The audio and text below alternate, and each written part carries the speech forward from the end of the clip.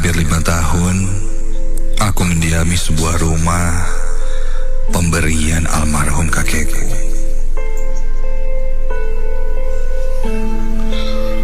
Orang tuaku bilang, daripada harus mengontrak rumah baru, lebih baik mengurus rumah yang sudah ada saja.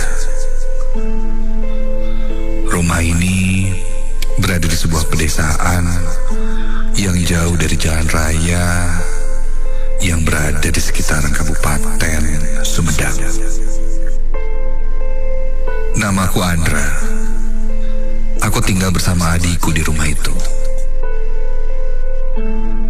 Tempatku bekerja sekarang tak jauh dari rumah baruku itu, hanya berjarak 2 kilometer saja. Itu pun bisa ditempuh dengan berjalan kaki atau naik motor.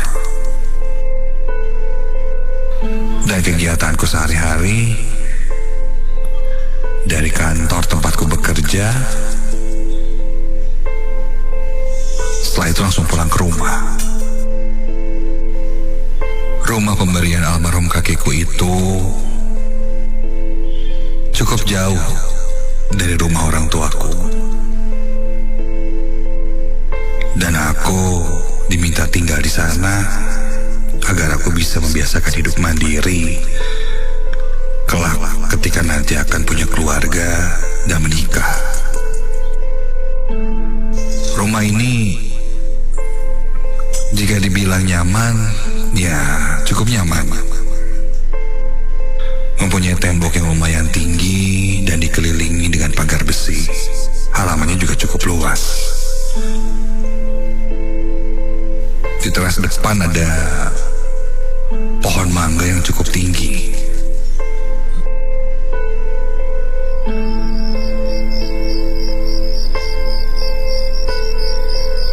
Sampailah pada hari itu. Malam itu sekitar jam 9.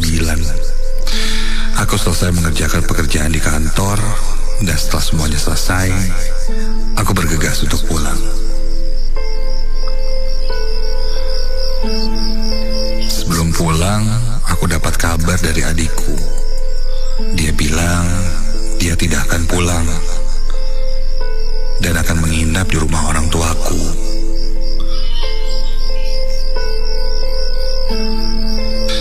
Jadi di rumah tidak ada orang. Aku pun mengiyakan dan lanjut berjalan pulang.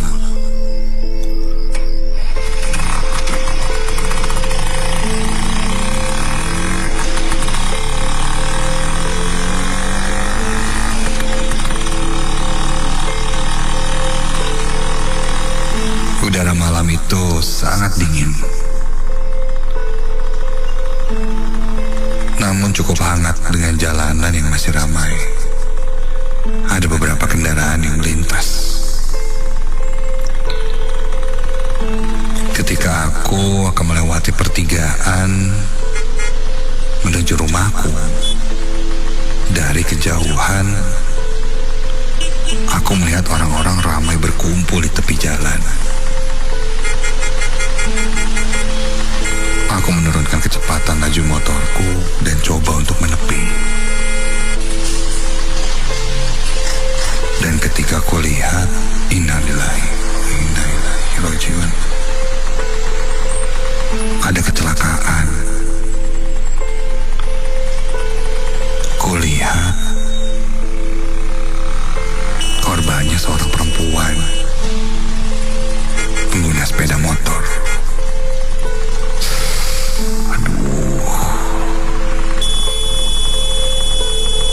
Aku agak sedikit pusing ketika melihat darah. Karena ketika itu kondisi korban bisa dibilang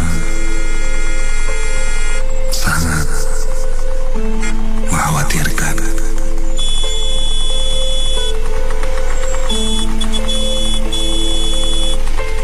Dan tidak tertolong lagi.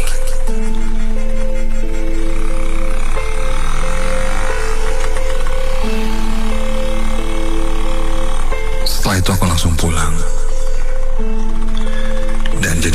berhati-hati di perjalanan. Sekilas, aku melihat korban kecelakaan itu. Dan itu membekas di pikiranku. Duh, harusnya sih gak usah dilihat ya tadi. Aduh, aku jadi terus terbayang. Bahkan sampai bertanya-tanya bagaimana kecelakaannya. Apakah korban tabrak lari atau tertabrak atau bagaimana? Pikiranku tiba-tiba menerawang kemana-mana sampai astagfirullah. Aku sedikit terkejut dan membuat motorku oleng ketika sekilas melihat ada orang yang sedang menyeberang. Aku berhenti, namun ketika aku lihat lagi, tidak ada siapa-siapa.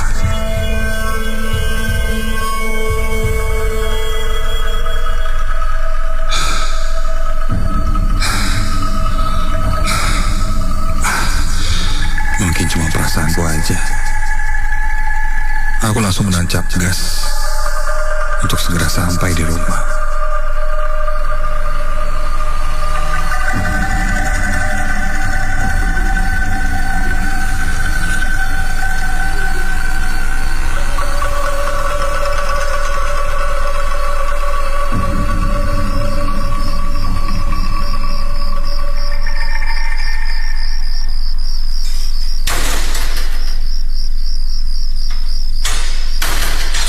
Singkat cerita aku sampai, buka kunci pagar, mengemboknya lagi, memasukkan motorku.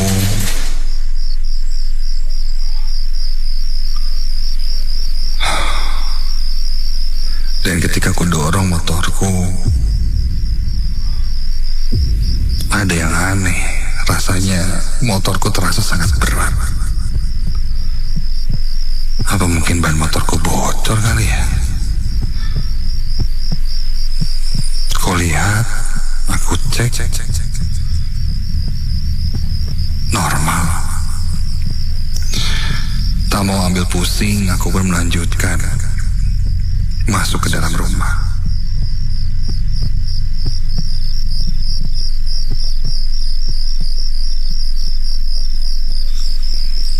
Ketika aku buka, kondisi rumah masih gelap. Lampu belum dinyalakan. Aku pun mulai menyalakan lampu satu persatu. Ketika lampu semua menyala, aku ke kamar mandi untuk bersih-bersih dan setelah itu menyiapkan makan malam di dapur.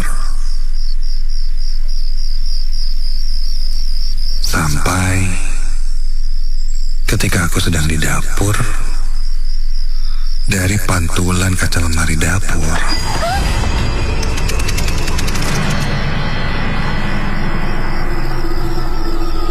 aku melihat ada seseorang yang berlari dari ruang tamu menuju kamar. Menuju kamarku tepatnya. Refleks aku menoleh dan berkata, "Dri, itu kamu, Dri? Dek? Adek?"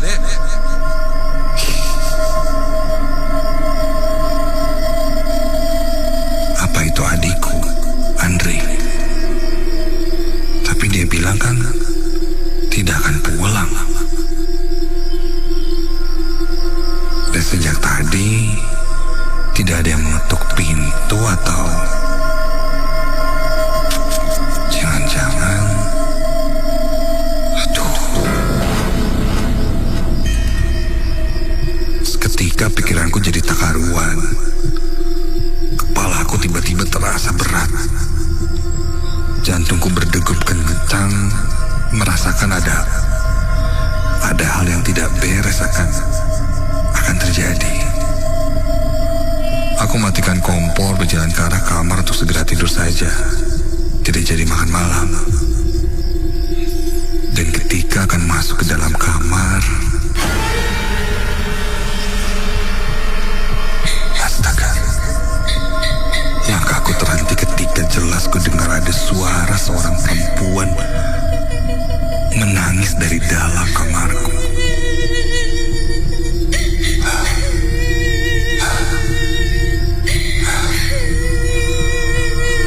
Ketika itu pintu kamarku tidak tertutup rapat.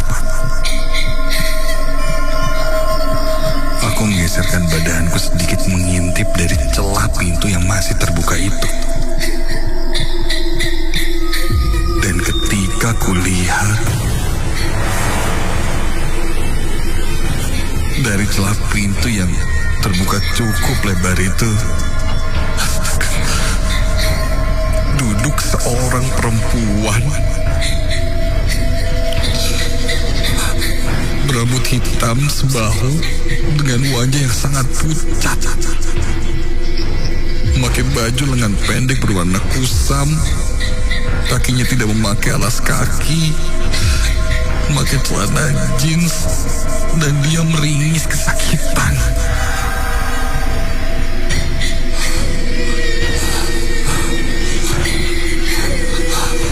Sekujur badannya terlihat kotor dan beberapa bajunya terlihat sobek.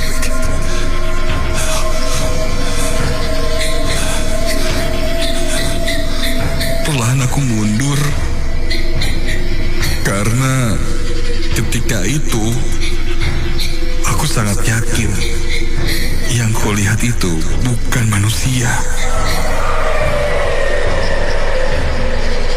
Ketika aku berjalan perlahan mundur menjauh dari kamarku, sosok perempuan itu di dalam tangisannya meringis dan meminta aku untuk menolongnya.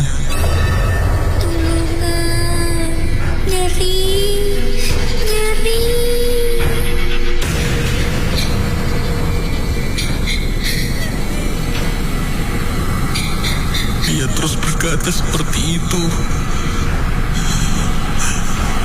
Aku hanya bisa pejamkan mataku.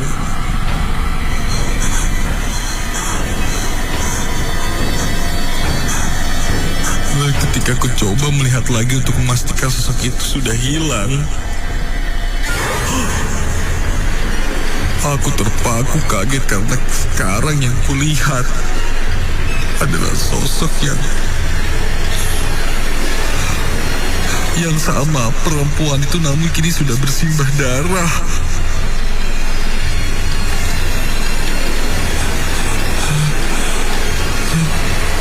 Bagian tubuhnya tidak sempurna. Dia masih meringis kesakitan. Dan ketika itu aku yang tidak kuat melihat darah dan ketika kepalaku pusing dan aku pun gak sadarkan diri.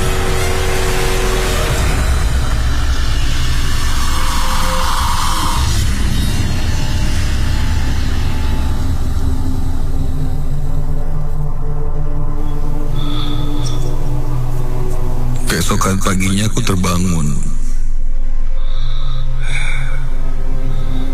Pagi itu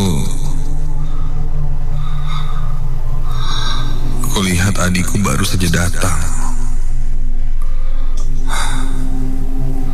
Dia bertanya padaku kenapa aku tidur di teras depan kamar. Aku yang masih kebingungan, merasa kejadian semalam seperti mimpi. Namun nyatanya tidak. Aku mungkin didatangi oleh satu sosok perempuan itu. Entah ada kaitannya dengan kecelakaan yang kemarin kulihat, atau hanya sosok lain yang berbeda yang mengikutiku, aku tidak tahu. Yang jelas, apapun yang datang padaku, siapapun yang datang padaku malam itu, aku doakan semoga arwahnya tenang di sana dan tidak lagi mengganggu.